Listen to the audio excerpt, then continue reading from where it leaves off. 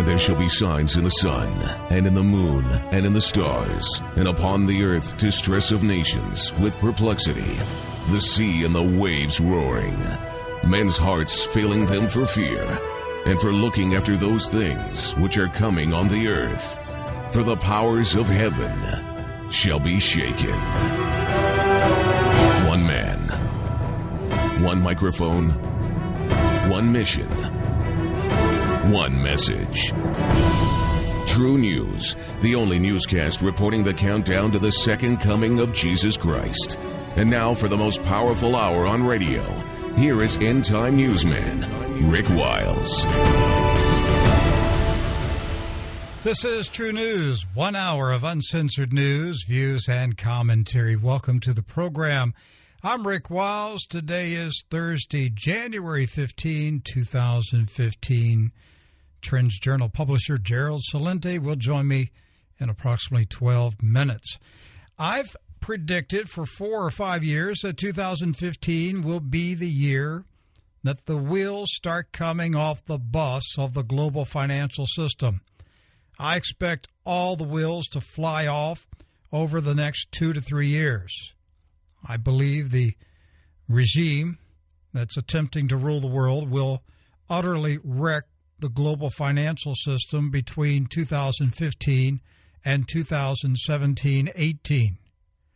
One wheel definitely became wobbly today. The Swiss National Bank shocked the financial world with its unexpected decision to eliminate its cap on the value of the Swiss franc currency versus the euro. The decision sent a tsunami of shockwaves around the world as investors and corporations scrambled to decipher the meaning of the decision, evaluate its short-term and long-term consequences, and to stem their financial losses. The Swiss franc soared in strength against the falling euro, and shares in Swiss companies plummeted as the realization spread that Swiss exports such as watches will suffer greatly. Investors, currency traders, and fund managers were totally unprepared today for the announcement. One trader described today's market turmoil as complete carnage, as the Swiss franc appreciated 30% against the euro today. The surprise decision was prompted by the soaring strength of the U.S. dollar, the declining value of the euro, and the expectation that the European Central Bank will soon announce a colossal quantitative easing money printing scheme to print euros to fight off deflation on the European continent. Apparently, the Swiss National Bank governors decided that Switzerland had to decouple from the minimum exchange rate for the Swiss franc against the euro because the EU currency is depreciating quickly against the U.S. dollar. European financial analysts commonly agree today that the Swiss National Bank action guarantees that the European Central Bank will agree to quantitative easing at its January 22nd meeting. Chris Beauchamp, a market analyst for IG, told Swiss Radio, quote, "It's not every day that a central bank pulls the rug out from underneath something in such a massive way, and clearly people are worried that there's something bigger afoot. This kind of event is the kind of thing that will trigger volatility. This is not a one-day thing now," end of quote. Renegade economist Martin Armstrong told his blog readers today that the Swiss are bailing out of the peg because the European Central Bank will more likely than not begin buying sovereign bond debt of its member states. He said, "We are recommending to clients to offload everything you possibly can to the European Central Bank and say thank you very much." He said that his computer model is warning that this is the culmination of the bond bubble and that it is the ECB, the European Central Bank, that is buying the top. Now, Swiss gold manager Egon von Greyers told Eric King of King World News that today's announcement was the fulfillment of a prediction he made on December 1st, 2014. He said the Swiss National Bank was probably aware of a massive QE program to be announced next week, and that's why they pulled the trigger now, because They wanted to cut their losses at about 100 billion Swiss francs. The next story may not on the surface sound like it's connected to the economy, but my guess is that it is definitely linked to the economic turmoil gripping the world. A CIA double agent identified as Marcus R. stole a list of the real names, aliases, and locations of 3,500 German intelligence agents around the world. The arrest of the double agent last summer caused a major rift between the United States and Germany when it was revealed that the spy was a double agent for the CIA. It was reported that Marcus R. offered to sell the list of German spies to the Russians. In addition to working for the CIA, Marcus R. was on the payroll of Germany's BND spy agency, where he had access to top-secret documents. The stolen list of BND spies contains the real identities and aliases of German spies posted worldwide in German embassies as diplomats. So how is it connected to the financial system meltdown? Well, the U.S. dollar is in a fight for survival. The people that control the United States of America are determined that the U.S. dollar will remain top dog in the world. But right now, the fight is on. It is every man for himself, dog eat dog, a fight to the death for all combatants. Financial analyst Jim Willey has reported for a number of years that his sources in Europe tell him that Germany is secretly preparing to exit the euro and launch a new currency, possibly a Nordic euro. He also has been told that Germany is secretly working out an alliance with Russia to end the dominance of the U.S. dollar. In other words, Germany and Russia would become allies.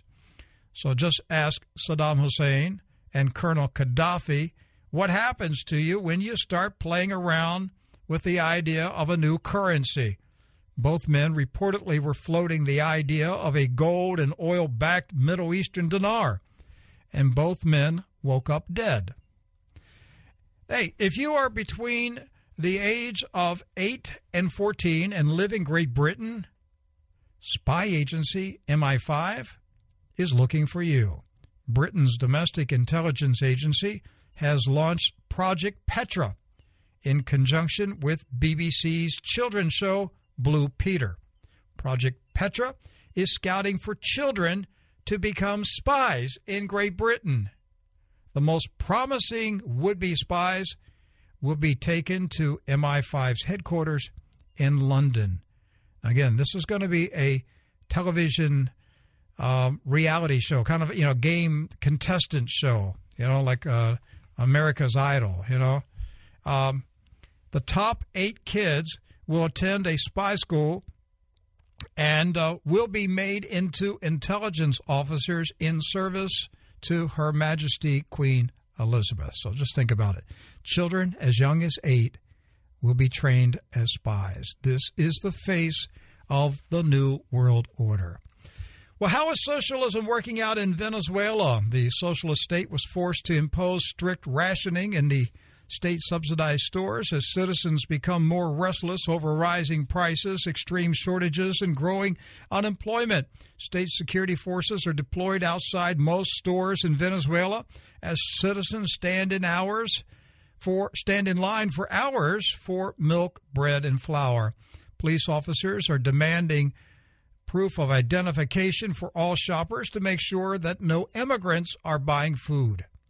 Ah, yes, the joys of socialism. And now America has a socialist government. So this is what we have to look forward to in the years to come under the Obama economic recovery. Well, the world was shocked several weeks ago by the atrocities committed in Paris against innocent people by devout Muslims following the Quran. They weren't extremists who hijacked a peaceful religion. No, they are mainstream Muslims obeying the teachings of Muhammad in the Quran. But while the news media and the world leaders focused their attention on the Paris bloodshed, few people are aware of the massacre of Nigerian Christians. Boko Haram destroyed nearly 4,000 houses in 2 Nigerian towns recently. Satellite images reveal the scale of the devastation on the towns seized by the Muslims who were evangelizing Nigeria with the sword. The towns were literally wiped off the map. 20,000 people fled the fires and the swords. Hundreds were killed, but nobody knows the true number of dead citizens. One survivor said nobody stayed behind to count the corpses. Another survivor said those fleeing stepped on human bodies for 3 miles as they fled through the bushland. Younger wives and girls were kidnapped and turned into slaves. It's been reported that the Muslims are using kidnapped children as suicide bombers. The U.S. and Great Britain are discussing a special initiative to deal with the problem. Well, I will go on record as saying that the U.S. and Britain will do nothing other than smoke and mirrors maneuvers. Barack Hussein Obama is a Muslim jihadist. Wake up, world. Islam placed a Muslim agent in the White House. What did BO tell the UN on September 25th, 2012? Quote, "The future must not belong to those who slander the Prophet of Islam." End of quote.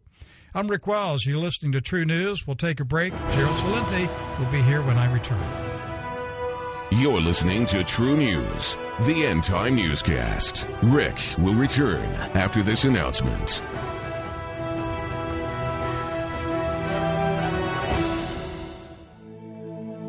This is Max McLean, who is described as the exact representation of God's being. Listen to the Bible from Hebrews 1. In the past, God spoke to our forefathers through the prophets at many times and in various ways. But in these last days he has spoken to us by his Son, whom he appointed heir of all things, and through whom he made the universe. The Son is the radiance of God's glory, and the exact representation of his being, sustaining all things by his powerful word. After he had provided purification for sins, he sat down at the right hand of the Majesty in heaven. So he became as much superior to the angels as the name he has inherited is superior to theirs. From Hebrews 1. Listen to the Bible. It's great for the soul. To hear more, go to radiobible.org. Well, welcome back to True News. I'm Rick Wiles. The establishment news media makes me laugh. Minutes ago, I saw a headline posted on the website, theweek.com. It said, "Who deserves credit for the economic recovery?" The article states that Democrats and Republicans are still arguing over who caused the Great Recession. So it is no surprise that the parties are now arguing over who is responsible for America's economic resurgence. Then I went to Bloomberg News, and the headline says, "Mayhem erupts on trading floors after Swiss central bank removes cap on franc." Bloomberg said at 9:30 a.m. today, trading floors across the city of London erupted. Outburst of obscenities and confusion followed the Swiss central bank's surprise decision to abolish its 3-year-old policy of capping the Swiss franc against the euro, according to traders in London's financial district. So which is it? Are we enjoying the glorious economic recovery, or are we descending into economic mayhem? Let's ask the man who stays on top of global trends. Gerald Celente reports the news before it happens. He is the publisher of the TrendsJournal. You can subscribe at TrendsResearch.com. Gerald, today isn't a good day to release a puff piece about Obama's amazing economic recovery. What do you think?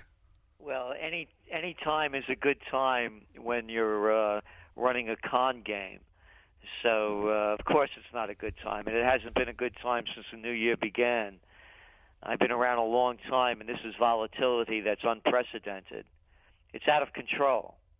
You look at the markets, and they open up in Asia, and they're up on the good news that oil's up. And then oil prices start their collapse again. And then you see gold prices go up, then they go down, now they're back up. You just mentioned what happened with the peg of the Swiss franc to the euro. And by the way, I was holding Swiss francs when they changed that game 3 years ago, and I got burnt on that deal because I was buying Swiss francs because I could see what was going on with the dollar. There has been no recovery. And the reason why they're saying it in Washington is because they're the only ones that have recovered. You look at all the millionaires in Congress. You look how much their wages have gone up and the lifestyles that they live. This is who the recovery has benefited. It's not even the 1%, by the way. It's the 0.01%. Here's the number that should have everybody's head spinning and saying that Celente is making this number up because it can't be true. 85 people in the world, Rick, have more money than half the world's population of 3.5 billion. This recovery has only helped the already filthy rich get richer. Here's how it works. You have the banks, the too big to fails. What they do is they borrow money from the Federal Reserve at 0.25%, and then they loan it out at anything that they can get, even those payday loans where they're up to 700-800%. Then you look at the other scam. Well, the big guys could borrow cheaply, so they're buying back their stock. That's why the market has gone up. And, of course, mergers and acquisitions. Once again, the big guys get the dough for almost zero, and then they put these big deals together. So you saw merger and acquisition activity in 2014. That was back to 2007 levels. Oh, and one other little point. Once upon a time, when I was a young man, people used to have things called savings accounts. They put money in the bank, and they got an interest returned on it that was greater than the inflation rate. Matter of fact, it was so great that people actually, I know people aren't going to believe this, but people actually used to retire on the savings that they put away. Now you put money in the bank, and with the Federal Reserve having not raised interest rates since 2006, you get nothing back. So all this is doing, it's fueling the equity markets. And now that Ponzi scheme is ending. And that's why we're seeing this global destabilization. The markets run up, they run down. This is volatility, and there's nothing to hold it up. Because you saw the great retail numbers that came out in December. They expected them to go way up, and they went way down. And Gerald, you were calling that long before the Christmas season was underway. You were saying the numbers are going to be dismal. That's right. We wrote about it. We spoke about it. Here's the easy fact. Again, all you have to do is look at the information rather than taking a political stand on it, as most people do, and or also financial Ponzi scheme, and they keep trying to promote it on these business shows. You look at real income. Real income is below, median household income is below 1999 levels. You saw the numbers come out. Oh, look at all the jobs that were created. Oh, yeah, they got more jobs created and people actually took a decrease in wages. Look at the workforce participation rate. It's at record lows. Look how many people are on food stamps, near record highs. So where's the money coming from? Oh, they're going to have people are going to, the money not going into the gas tank's going to go into the cash register at the retail store. No, it's not. Because people are in debt, student debt, car debt, mortgage debt, increase in health care thanks to Obamacare. Everything's costing more. So what are they going to end up with? Another $700 or $1,000 in their pocket over the year? Yeah, that'll give the economy a little boost, but nothing of any consequence. And by the way, it's global. Now, you may take me off the air when I say this because it could be blasphemy. And, you know, the FCC hears this, they may shut me out. There's a depression in Europe, but they keep calling it a recession. It's a depression. Oh, and they call it deflation. It's not deflation, it's depression, but everybody's afraid to call a spade a spade. Oh, Gerald, they actually have another word that they invented called disinflation. Yeah, isn't that nice? Disinflation. And here's the big lie, Rick. This is the propaganda. You could pick up any paper. You could turn on any business news show, and here's what they say. But you have to be with a Harvard, Princeton, or Yale accent. And they got to be proper when you say this. Well, the reason why deflation is so dangerous is because people, knowing that prices are going to go down, will hold off their purchases. And we can't let that happen because then we can't sell them junk that they don't need. So here's the deal. People aren't waiting for prices to go down to buy things. They have no money. It's as simple as that. But they're putting this big lie of deflation out. It's depression. Too much supply and not enough demand. As I mentioned, it's not 1%, it's 0.01% that's holding on to the cash. They're the ones that have the wealth. There's no middle class. The middle class is gone. Middle management's gone. The middle is, hey, we've become a dollar store society. Who would have ever believed as a young man growing up that this would become America, the land of the dollar store? Gerald, today's volatility in Switzerland is the direct result of quantitative easing. The Swiss National Bank decoupled the franc today from the euro because the bank expects the European Central Bank to approve a massive quantitative easing program next week. So what happened today is it's been anticipated by all of us who have been warning for years that the central banks are wrecking the markets and the global financial system. This is just the beginning of the volatility. Exactly. We're looking at the collapse to come in this year. I mean, they may come up with another scheme, but we don't know what it is because their cards are played. They've played wild cards. Maybe they're going to come up with a joker. I'll tell you what the joker looks like. You better look out your window. There may be some ISIS out there. I know it's Florida. No, not that kind of ISIS. The ISIS that are coming everywhere. There was a guy up in Ohio that was going to have a gun and go to D.C. That's the big news. One guy, we're a country of 320 million people. You saw what happened over there in France. Now the place is in lockdown. Troops all over the street. This is a setup. It's a setup. You see what's going on in Europe? There's a depression in Greece. There's a depression in Spain. There's a depression in Italy.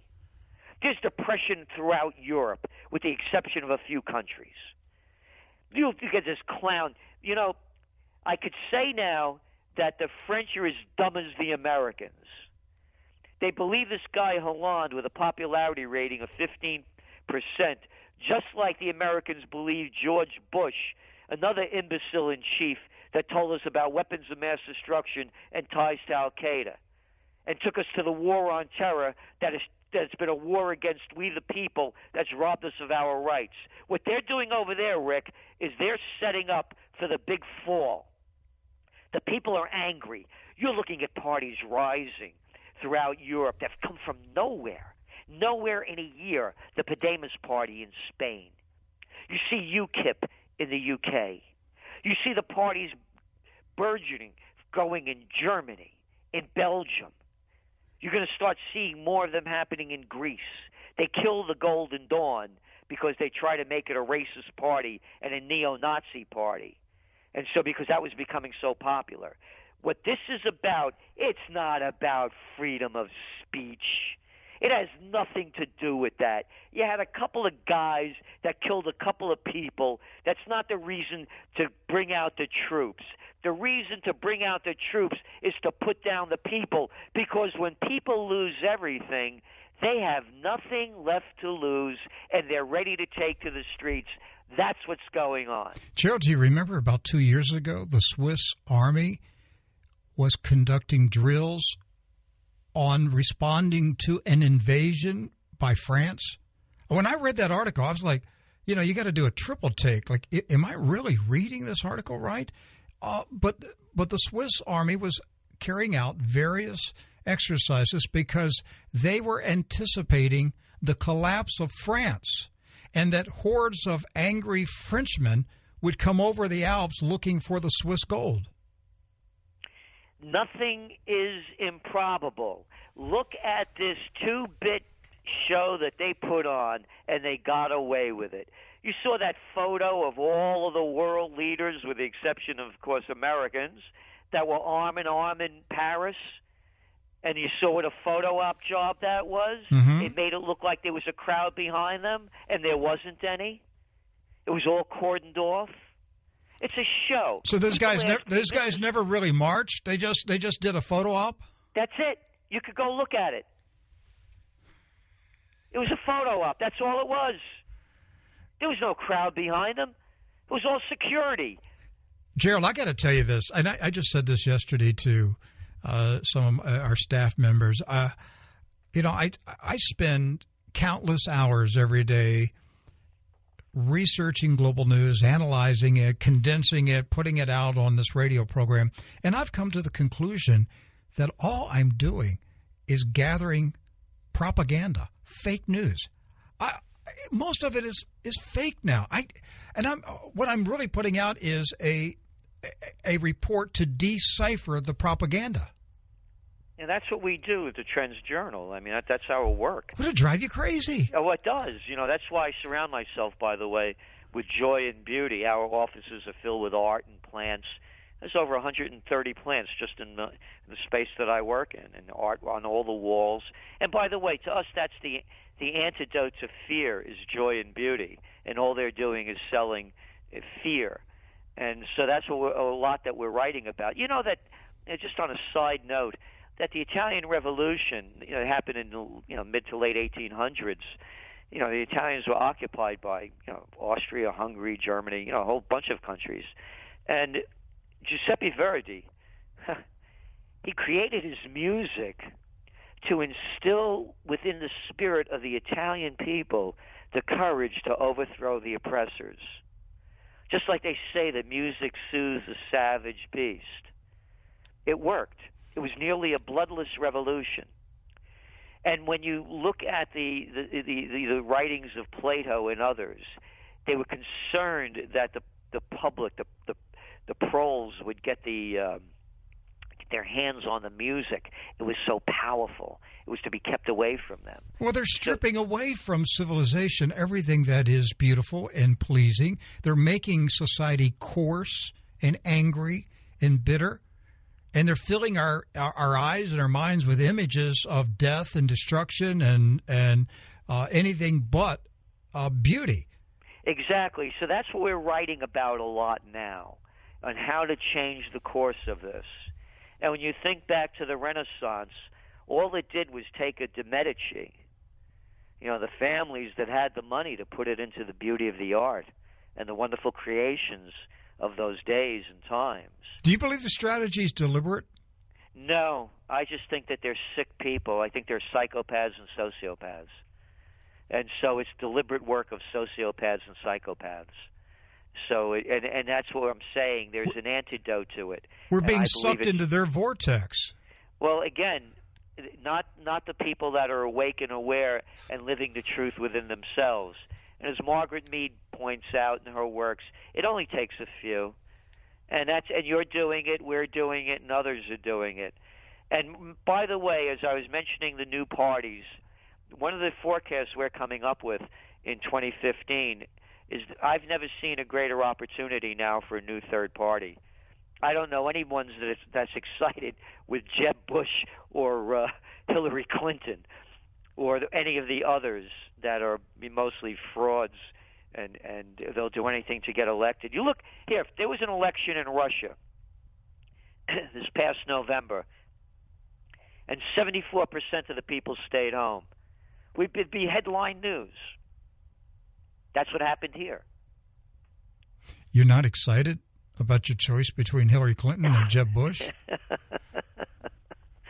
So a new third party. And so the opportunities are there. And as I'm saying, we could go over, we know what's going to happen, as it's unfolding. We see it in front of us. We don't need a third party, Gerald. We need a second party. Yeah, that better said. We need a second party. We got the Democratic-Republican Party.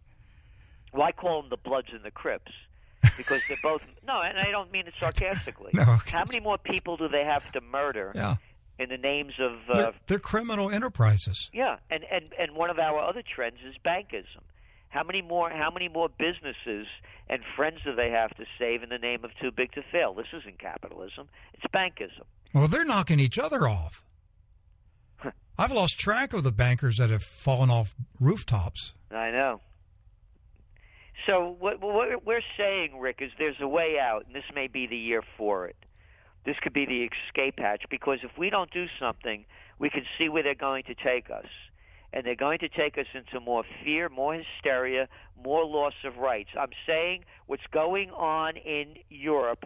You brought up what happened to the Swiss franc. Don't you think they're going berserk over there, knowing that Draghi is going to do his quantitative easing trick, and they're going to not only probably buy government bonds, but corporate bonds? There's going to be panic in the streets. Everything that I read today out of Europe said that the Swiss National Bank Board of Governors decided they had to decouple from the euro this week and try to cap their losses at 100 billion francs. Because if they stayed in and the quantitative easing started next week, they're hitched to that train and they're going to ride it all the way to the end. And that's what I'm saying. This is big. And they know that it's collapsing. They know it is collapsing. Okay, yesterday Russia announced they are now selling off their foreign currency reserves. And, that means U.S. dollars. And not only that, Russia also announced that they're going to be cutting off the oil going into Europe and gas that's flowing through Ukraine, because they say Ukraine is siphoning it off. So there's going to be, by the way, this whole Ukraine crisis has been engineered by the West. And anybody could do the research, go on to Google, YouTube, and put in Victoria Nuland, N-U-L-A-N-D, Assistant Secretary of State, United States. Oh, by the way, the wife of Robert Kagan, the neocon. And they could see her on December 13th, 2013, in the National Press Club. And over one shoulder is Chevron, over the other shoulder is Exxon. And her talking about how the path for Ukraine is to follow the one set forth by the International Monetary Fund. Oh, by the way, they just announced yesterday that we the people are going to help the Ukrainians to the tune of $2 billion to pay their debts that they can't pay, even though they follow the advice of Ms. Nuland and others. And you know who was appointed to the Burisma Energy, the largest energy company in Ukraine? Oh, that was Hunter Biden. Hunter, I like to do coke Biden. Yeah, he was appointed as the board of directors. And along with, oh, by the way, the business partner of Secretary of State John Kerry's stepson, Christopher Hines, of the 57 Varieties kind, his partner, Devon Archer, he, too, was appointed to the board of directors to the largest energy company in Ukraine, Burisma Energy. And in all fairness, Rick, the reason that they were appointed, because they are the two brightest guys in the world, and they deserve those positions. And two members of the new cabinet, they had to get them passports, Gerald. I know. Because they weren't even citizens, and the one guy doesn't even speak Ukrainian. Yep. I mean... Yep, and the other one came from, what, the State Department or something. Right. A woman, yeah. And their prime minister, what's his name? Yakakov, I don't know if I forget his name.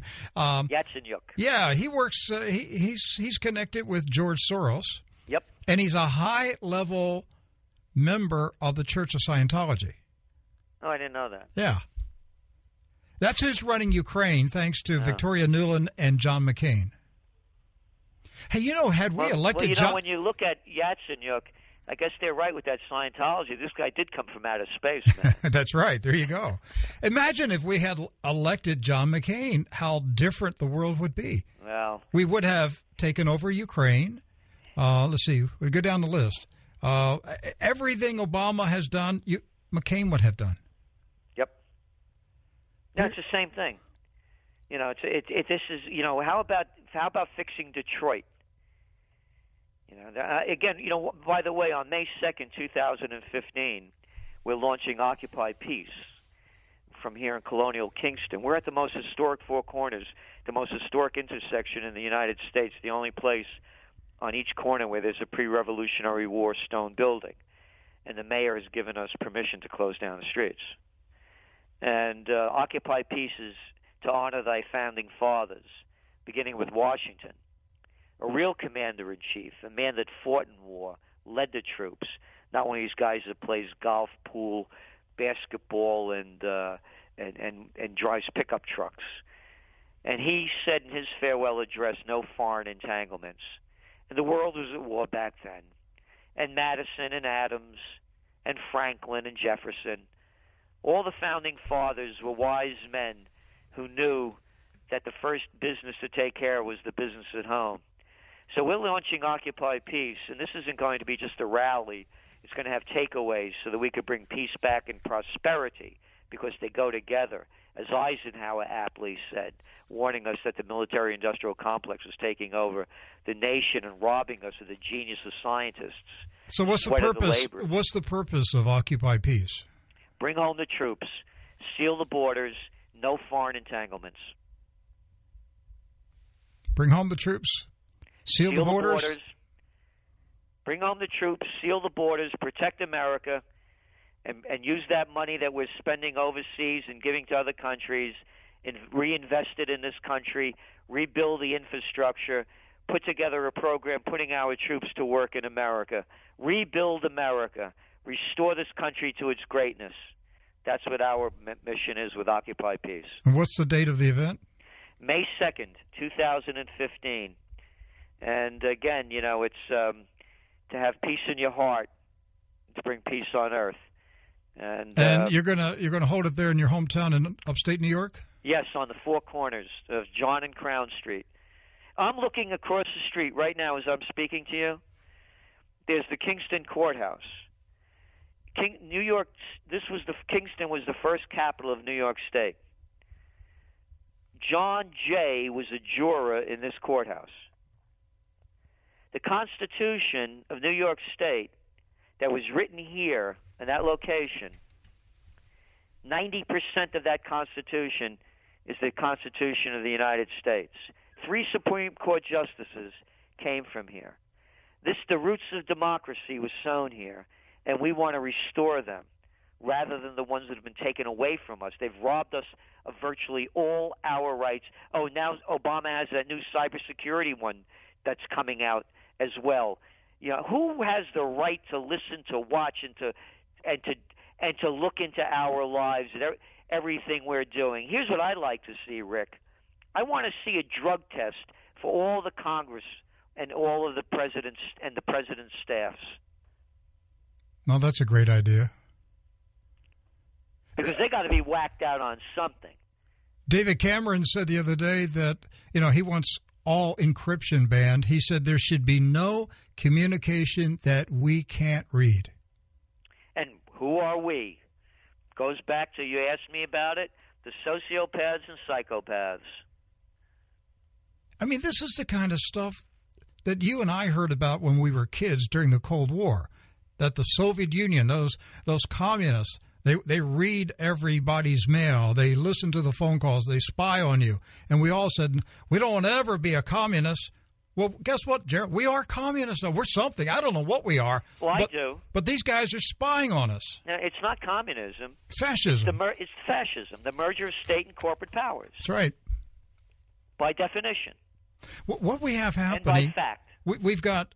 We have these big corporations who are making an alliance with big government, with the socialists in the government, and they're fascists in the corporations, and the corporations are saying, we'll let you politicians implement your socialism as long as you let us implement our fascism. We get to control the profits. You get to take all the money from the people and spend it and control their lives. And the two of us will have this little private relationship, and we'll rule the world. This is not a conspiracy theory. As you said, it happens to be a fact. And the fact is, when you look at what they're trying to push through under the guise of their partnerships, such as the Trans-Pacific Partnership and the one over in Europe as well, the transatlantic one they're doing over there, investment partnership. These aren't trade agreements. They're to give the multinationals the rights over us. That this land that they call free, where we have freedom of speech, they will not allow we the people to look at these agreements. They won't even allow Congress to look at them. They're being designed by the multinational corporations. There's by the way, over in Europe, they're fighting this. Here it doesn't even make the news. So it is a new world order, and it's right in front of us. Gerald, it's under the guise of a global trade pact. Gerald, do you know anything about these global food rules and regulations that are coming into play? I was in Panama last week, and I had breakfast with a retired food processing plant owner, and he told me that, it escapes me the name of the global regime that they're implementing, but he said if these guys get their way, every piece of food will have to be basically a genetic paper trail from seed to harvest to processing, and it will all have to be filed with national governments. You won't be able to sell any food that you don't know where it came from every step of the way, including the composition of the fertilizer put in the ground and, mulch that you put around a plant, whatever. Every single thing will have to be tagged electronically and categorized and registered with the government. You see, this is all, I'm not specifically sure of that, but it seems as though it falls under the Transatlantic Trade and Investment Partnership and the Trans-Pacific Partnership. It gives the multinationals the right to make the laws. They rule over sovereign nations, not only in environment, not only in labor, not only in what you're talking about, but even to the levels of freedom of speech. It's been revealed through WikiLeaks that this is what's going on. And so it's a takeover. This is not a conspiracy theory. And it's in front of us, but they won't allow us to look at it. The flack that we have under the name of the United States Trade Representative, his name is Michael Froman. And this guy,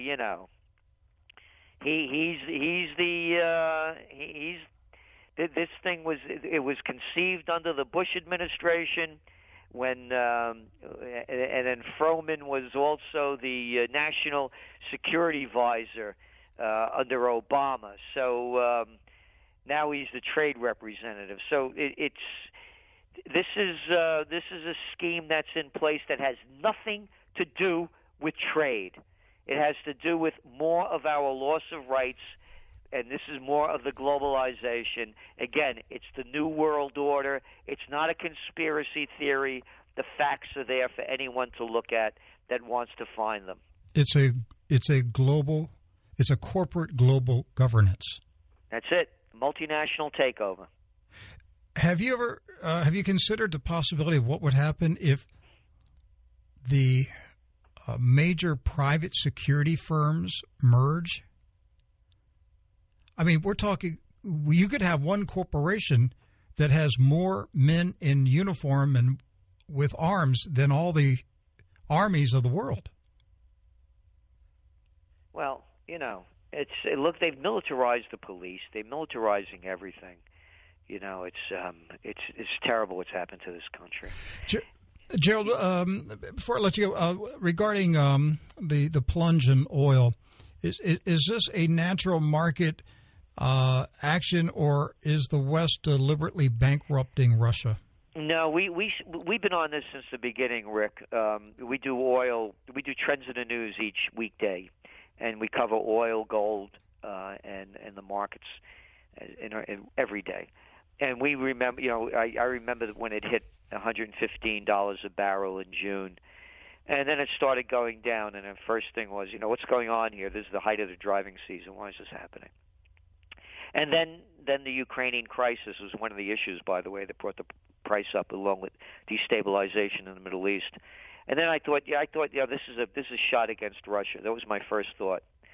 And then as I started looking into it deeper, it's no, it's much bigger than that. It's a supply and demand issue. Again, look what happened to retail sales in December. Look what's going on. Look at copper prices. They're at 5.5-year lows. Look, you could buy a ton of reinforcement rod, rebar, in China cheaper than you could buy a ton of cabbage. There's too much product. There's a world slowdown. There's a global slowdown. Particularly, it's a very simple formula. If the United States and Europe don't buy stuff, China and its satellite cheap labor companies, slave labor countries don't make the stuff. If they're not making things, then the resource-rich nations aren't exporting. So, for example, 40% of the new copper mined each year goes to China. Who does that hurt now, with copper prices so low? Chile. You want to start seeing a revolution start happening? Take a look what's going on over in Brazil. Petrobras, the big energy company. Besides the corruption, now declining prices. What's going to happen? You already have a destabilization. They're going to go into a depression. Take a look at Venezuela. Venezuela needs oil at $115 a barrel, $117 just to break even. You look what's going on in the United States. 20% of the junk bonds, 18 to 20%, energy related. Look at the amount of loans the big banks have given to the energy industry. So you're going to start seeing this thing exploding in a lot of ways. T. Boone Pickens said last week that 50% of the oil rigs in the U.S. are going to be idled. Yes and no, because what's happening is that a lot of the smaller ones, yes, but production, when you're not making money, you're going to sell the stuff for anything you could get, particularly when you have bills to pay. So we're not going to see we're going to start seeing the little guys get whacked out, but the bigger producers keep going. So and they will buy out the assets of all the little guys that went under. Exactly, for pennies on the dollar, and a merger of the biggers again. So to answer your question, no, I see this as a supply and demand issue, and it goes back to what we were talking about before. This is not deflation; it's depression, and no one wants to call a spade a spade. Then we are witnessing a rapid acceleration of the planet into a global depression. Global depression followed by? War. Exactly, global repression. And that's what they're doing in Europe. That's why they keep promoting all this. We got a lone wolf. I heard Eric Holder, the Attorney General. We're gonna have a war. I'm not making this up. We're gonna have a war against the lone wolf. How are you gonna have a war against somebody you don't know? And what do you got? We got 1, 2, 3, 5, 20, 30, 100 crazy people. That's enough to stop life. And again, how many? No one's talking about how many people did the Americans kill in Iraq? The number I saw is around 1 million. How many in Afghanistan? How many in Libya? Hey, Obama's bombing Syria. Bombs away Obama. Hey, the Nobel Peace Prize. Perfect cat, man. Hey, how many did he kill in? 5 suspected militants were just killed. Suspected militants. I'm really good at killing people, Obama. Does anybody ever think why they hate us? And they talk about, these people going into these countries and fighting with the terrorists. Now, wait a minute. Let me get this straight. You have people going into Muslim countries that the United States, France, England, Germany, Italy have sent troops into.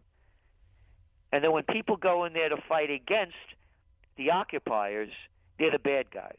It makes perfect sense to me now. Because after all, if they came over here from Afghanistan, from Iraq, from Libya, and they were trying to take over my country, and I try to fight against them, well, I'm a militant.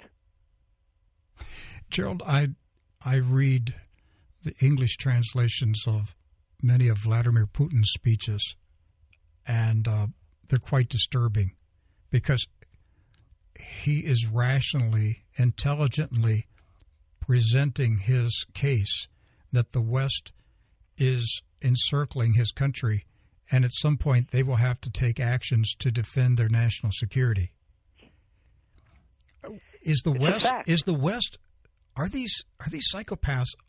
Honestly, I mean, I see what they're doing, and yet it's so bizarre, so crazy. You think, can anybody be that insane that you're going to start a nuclear war with Russia? Look at World War I. It was started by insane people. Look at the Iraq War. There were no weapons of mass destruction ties to Al Qaeda. And what you're mentioning about Putin is precisely correct. Because here's the deal. Dr. Paul Craig Roberts, the former Assistant Treasury Secretary under Ronald Reagan, is also a contributor to the TrendsJournal.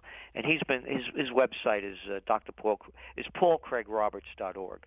There's no one I respect more for economic and geopolitical insights than Dr. Paul Craig Roberts. And he was pointing out as well about and informing me and writes about it. Here was the deal. And remember, this is a guy that was in the Reagan administration. He could and did, as Assistant Treasury Secretary, call in the director of the CIA and question him under oath. This is the level we're talking at. The deal was this, that the Soviet Union, when it broke up, was going to give back Eastern Germany to Germany, and in exchange, the agreement was that NATO was not going to expand any further. And then Slick Willie Clinton broke that promise. Then George Bush broke that promise. And now Obama's breaking it again. So here's the deal. Napoleon couldn't do it. Someone gave me a chart, a famous graph, as a gift, and it shows Napoleon's troops leaving at the Polish border. He started out with 422,000, and it shows the pattern with the weather changes and how the troop decline goes to Moscow, and it shows it on the way back. By the time he got back to the Polish border, he had 10,000 troops. You look at what happened with Hitler. He launched the greatest military offensive that history has ever known, and he was defeated by the Russians. 22 million of them were killed. Anyone that thinks that they're going to beat the Russians is out of their mind. And anyone that would want to start a fight with them is crazy. They're not going to go down. They have not invaded Ukraine. The West has. And what really disturbs me is when I read that Russian leaders are referring to us as the Nazis. Because look who they put in. Look who the Ukrainians. We put the Nazis. We put Nazis and fascists in power in Ukraine, and as you say, the Russians have they've got memories of what the Nazis did to them, and they're not going to let it happen again. No. And Mr. Putin said in a speech a few weeks ago, our military has the might and the means and the determination to do it again. Let's get this straight. We couldn't win in Iraq. We can't win in Afghanistan. Who thinks that NATO is going to defeat Russia? I mean, it's not even what they're smoking, man. It's way worse than that. But it's going to have horrific consequences for the human race. Oh, it will be as Einstein had predicted. He said, I don't know how the Third World War will be fought, but the fourth will be fought with sticks and stones. That's right. Gerald, last question before I let you go. What do you guys at TrendsJournal, what are you forecasting for 2015? Well, again, the number of things. Among them is that this economy looks like it's cooked for this year, and we're going to see a lot more volatility. The year has just begun. We're bullish on gold, by the way. We had, as you well may know, we had said that the bottom of gold was when it hit 1,300. We said it had another $100, $150 downward spiral, and we pretty much nailed that. And now you're seeing gold trading pretty solidly over 1,200. So we're bullish on gold, and we're very, very skeptical about the world economy, and we're negative on it actually, and we're very concerned about war. And again, though, I believe in the ability of the human spirit to rise to higher levels. And when you see the gap of how many people distrust government and the opportunity to fill it with something that's of a higher civilized and spiritual level, I think the future is in our hands. And that's why we're launching Occupy Peace. Gerald, any possibility that Gerald Celente would run for president in 2016? Nah, I'm not the kind of guy to run for it. No, it's not. That's not. By the way, one of the ways I made my career is at a graduate school. I used to run political campaigns in Westchester County in New York, which was at that time the richest county in the states. And they sent me up to Albany. I was the assistant to the Secretary of the New York State Senate at 23 years old. And I was also a chief government affairs specialist for the chemical industry in D.C. from 73 to 79. So I've been around. I know what it looks like. And that's not for me. So I'm more of a guy that I know how to do it, and I know how to run these things. And as a matter of fact, I also taught American politics and campaign technology at St. John's University, the course I designed and instructed. So I know how to do it, but I'm not the guy to do it. You need somebody that's not a Napolitano born in the Bronx. I know, but in the debates, you would be calling them freaks. Oh yeah, no. The debates they'd be great. I'd pay any price to get a seat in the debate. All right, Gerald Celente. Well, here's what I say, though. By the way, I say that my blood is Napolitano, and I was born in the Bronx. What do you expect? And as I also say, my blood is Italian, but my heart's American. I love this country. I could never be me if I was born anywhere else. And that's why I want to do everything to, as I said, honor thy founding fathers and to be so grateful for all this country has given to me. And I don't want these freaks to rob it. Well, give some thought to running. Seriously. Okay. Seriously. Gerald Celente, TrendsResearch.com, publisher of the Trends Journal. Thank you, Gerald. Thank you, Rick. All the best, and thank you for all you're doing. Well, that's all I have for today's program. I appreciate that you spent this hour with me. I'm always humbled that so many people around the world set an appointment to spend 1 hour with me and True News. It's very humbling, and I appreciate you being here. If you're a brand new listener, we hope you become hooked on True News. There's nothing like it anywhere in the world. Listen, I want to remind everybody that True News is 100% financed by the listeners. We don't have advertisers. We don't sell products. We don't have gimmicks. And George Soros doesn't send us checks. In fact, I just read today that George Soros invested about $33 million this last year financing his socialist revolution movements, including all of the protesters in Ferguson, Missouri. How about that? The money came from George Soros. Folks, we're up against some big, fat daddy warbucks. We need you to step in and help finance True News. Go to TrueNews.com and give the very best gift that you can give. God bless you. See you tomorrow.